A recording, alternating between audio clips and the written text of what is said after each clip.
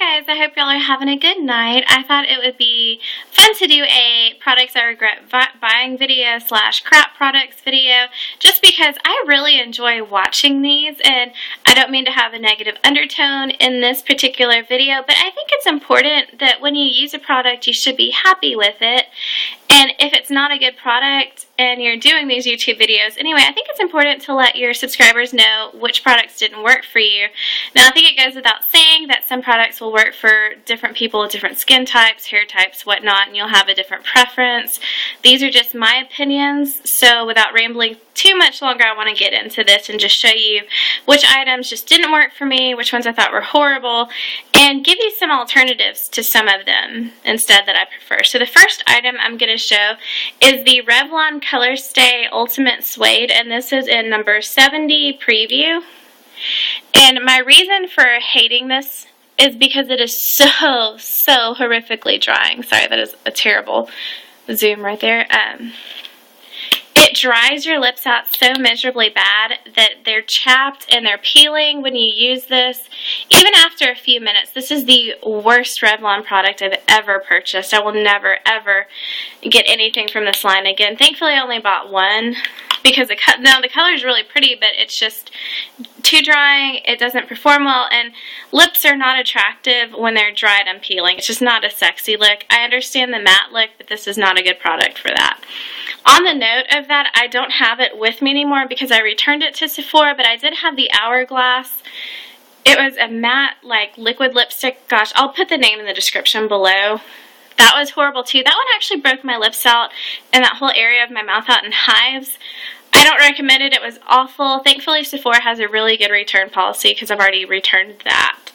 The next item I received, I believe I got this one in a Birchbox sample. This is from The Balm, and this is Staniac Hint of Lip Tints, and I forgot to grab the alternative to this to show you, but the alternative one that actually works would be Benefit's Benetint. Yeah, that sounds right, Benetint. That one works. This one has absolutely no pigmentation to it, even though you would think that it would. This one is just not good on the lips.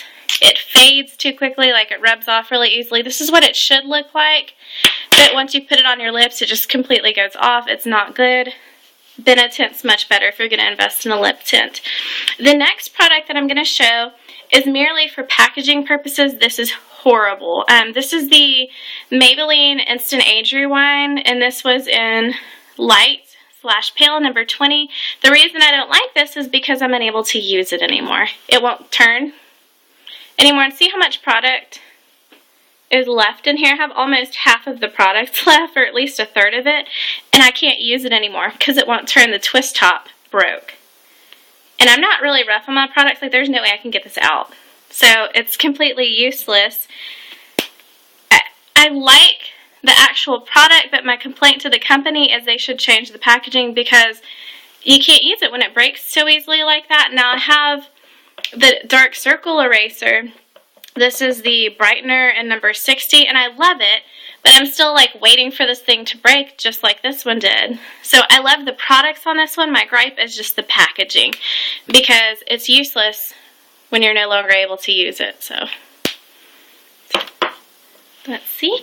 Okay, the next item is a nail one. This is the Sally Hansen VitaSurge Cuticle Gel, and as you can see, I've used quite a bit of it, so I can give you an honest impression on this one. It's not good. It does nothing for my cuticles. As you can see, some of them are still peeling. I know my nails look awful right now. I've kind of been giving them a break from nail polish for a little bit just to strengthen them and just put treatments only on them for a while. Yeah, it just does nothing for your cuticles. They're just as dry after you apply this as you go into it. So I don't recommend this one. I feel like Lush's Lemony Flutter is just a better cuticle treatment in general.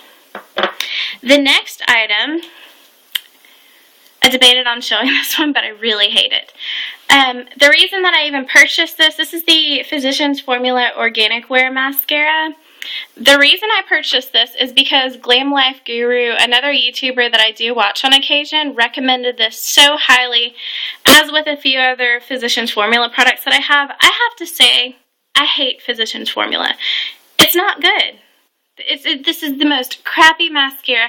If it's possible to make your lashes look, and you would think with a brush, sorry I'm ranting, the brush looks like it would be nice, but it's not, and you would think with this brush you would have good volume and length with it. If it's possible for a mascara to make your lashes look worse, to make them look stubby and clumpy, and it to like cake off all over your face after just an hour, not even 2 hours, you know, this is just not a good mascara, guys. I hate it. I much prefer, if you're going to go for drugstore mascara, Maybelline The Rocket. That's my new love. I also really like CoverGirl Clump Crusher, L'Oreal Voluminous Carbon Black. Those are all really good. Save your money, don't buy this. Terrible, terrible. On the note of mascaras, this is the Diva Derm Lash Extender Lashes in a Bottle.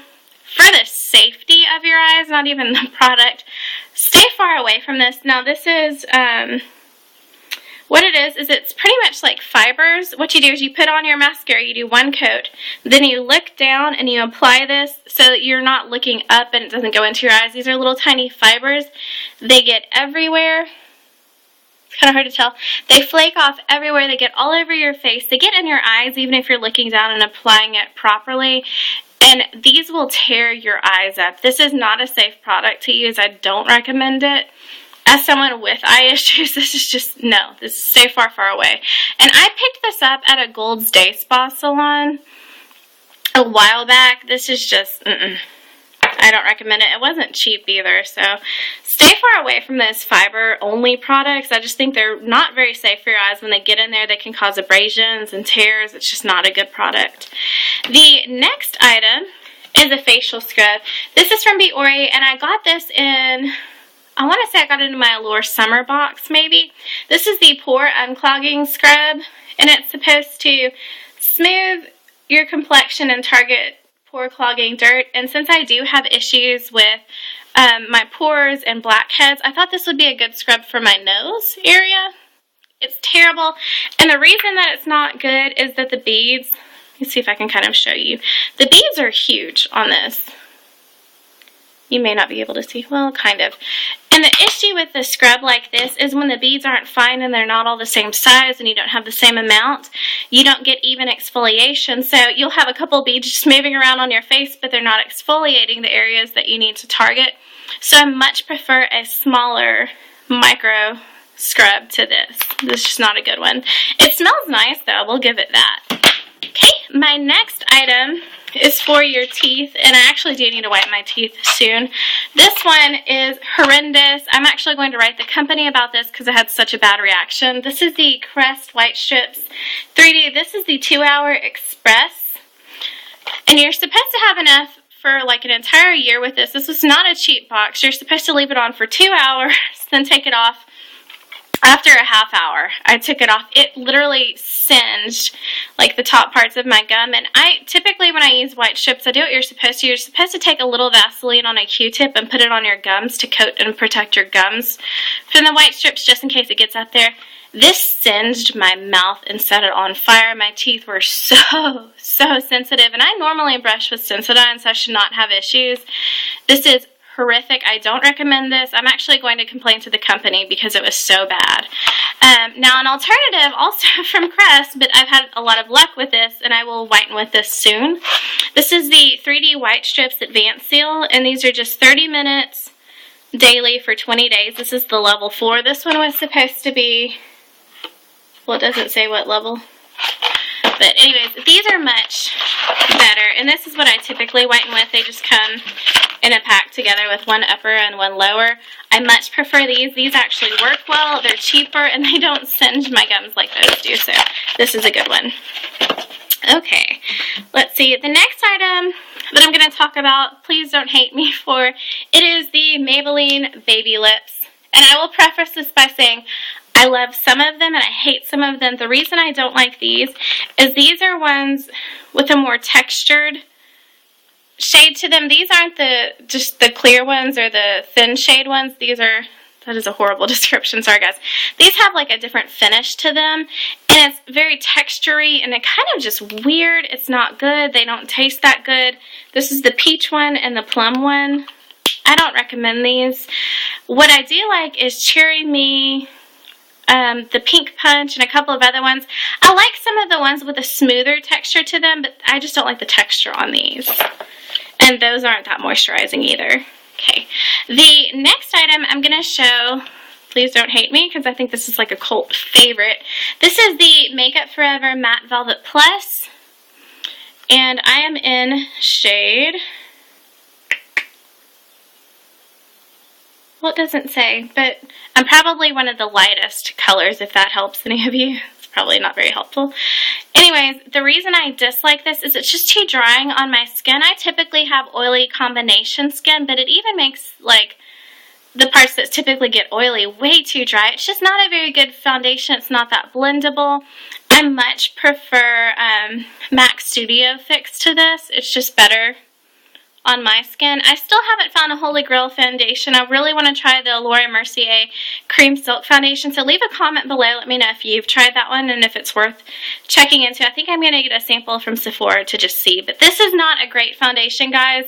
If you were thinking about purchasing it, I would highly recommend you just go to Sephora and get a sample first to make sure it works for you, because I think I'm going to take this one back.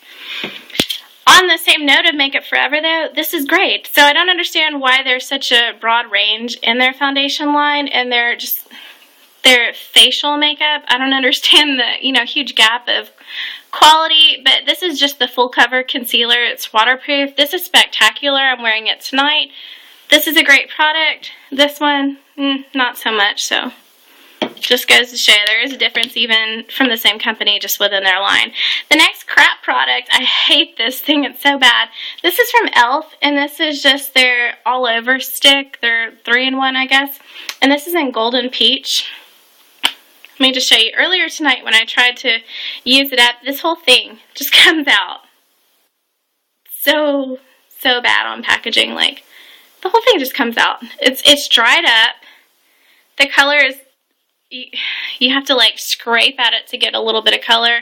When you do get it, normally it just goes on like that. You have to like scrape to get that much. It's not a good color. You really can't wear it all over your face. It's not very wearable. It smells really bizarre. I don't recommend that one. There's a lot of e.l.f. products that I like, but there's also quite a few that I don't like. And on the note of e.l.f. products that I dislike, the next item is the e.l.f. Eyebrow Lifter and Filler. I love the lifter. This side is awesome. You just apply it under your eyebrows and it kind of gives it a more lifted appearance. I love this side. This side is horrendous. This was like the lightest color I could find too. This is terrible. This says medium. This was the lightest one I had at the store at the time. This is pretty much black. It's like drawing on your eyebrows with a Sharpie. It is not a good look for me. If you have lighter hair, which my eyebrow hair is typically lighter than the rest of my hair, which is strange. I don't know, but I don't recommend that side, but this side's decent. Now, if you're looking for a good eyebrow product, I've got two for you that I prefer. The first one's from e.l.f., so it's affordable. This is the e.l.f. Eyebrow Kit, and this is in light. And I actually really like this one. I don't apply it with the brush that they included. I use a Real Techniques brush for it, but this is nice. This has the gel and this one's the powder. This is a really good affordable option for eyebrows. I love that one. The next item that is just like holy grail eyebrow wise, if you really want to invest in your eyebrows, is the Anastasia Brow Wiz, and I am in medium ash. Yeah, I had that from memory. This is just amazing. It's got a really sharp tip to it. It's awesome. I love this. I'm wearing it tonight. And the other end's a spoolie. This is just a really great product. A girl in Sephora used this on me one day, and I was just hooked. And I've had this for almost a year, and I have to say, even though it's a little pricey, this has really lasted. There's also a Milani brow pencil that I like too. So those are some good alternatives for you. The next two items that I hate, never buy these guys, are eyeliners. The first one is from Wet n Wild Mega Last. This is the retractable eyeliner in number 690A, Blackest Black. This is horrible. horrible. This is going in the trash when I finish. This is a terrible eyeliner. You can't get a good line with this one, and you have to like dig at it, which is terrible for your delicate eye area. It's like, oh my god, did it just break? It just, where did it go? Wow. So yeah, it definitely is a crap product. It just broke off, guys.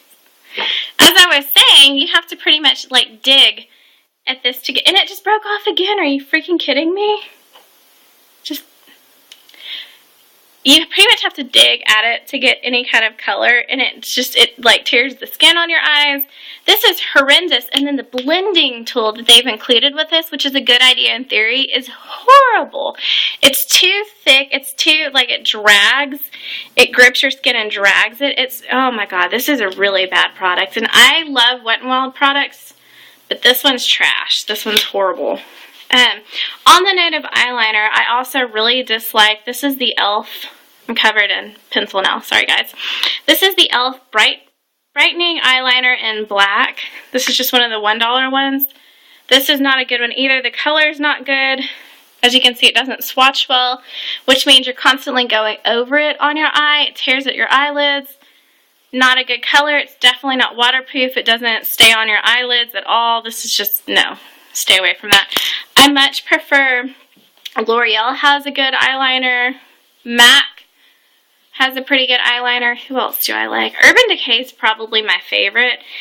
I like their Perversion eyeliner. And then BH Cosmetics has a really, really good eyeliner that I like too. So those are some alternatives for you. I don't have any right here with me. The next item that I hate, I'm really sad about this, guys. I just purchased this the other night from Walgreens. This is the Bedazzled Biscotti number 670 from CoverGirl. This is awful. Awful, awful. There is no pigmentation. And you would think, it being so pretty in the pan, because I thought this would be a good highlight, it's chalky and there is like zero pigmentation to it. Let me just show you. Can you see it? It's on my hand, I promise. There's no color to it. Don't buy that one. A good alternative, though, is CoverGirl's taupe, Tapestry Taupe in number 760. This is a really, really pretty shade. So just stay away from the Bedazzled Biscotti. Also on the note of eyeshadows performing badly, this is the Rimmel Color Rush Quad Eyeshadow in Smoky Noir number 1. These are not pigmented at all, even the black one. Just very bad, very bad. Not good. Also, on the items that are not pigmented, we have the Physicians Formula Happy Booster. Once again, I just don't trust anything that I see from some YouTubers because I think some of them are sponsored. The one I mentioned earlier, pretty sure she's sponsored from Physicians Formula.